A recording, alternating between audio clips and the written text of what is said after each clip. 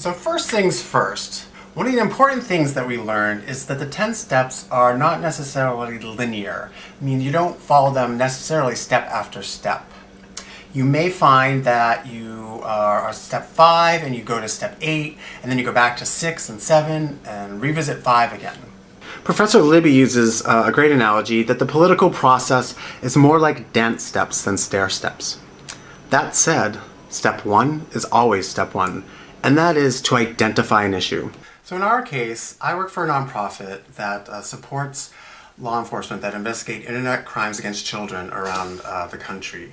And through my work, I knew that with the rise of the internet, child pornography had grown exponentially, and that the majority of offenders created, stored, traded, and kept their images stored digitally. In one study, a federal study, 96% of offenders who are caught with possession of child pornography had their images in a digital format, while only 14% had them in print.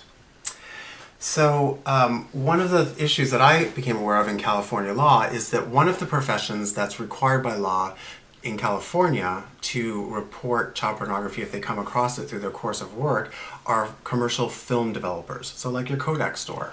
When's the last time you developed a roll of film?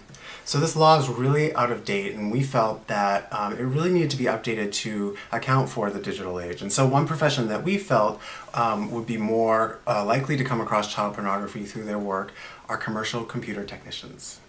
So thinking about your advocacy work, what do you need to do to identify an issue? Ask yourself what you see and experience through your work or your everyday life. Look around you at the world around you. Talk to other organizations and people in similar fields, or do a community survey. Is there a law that doesn't make sense?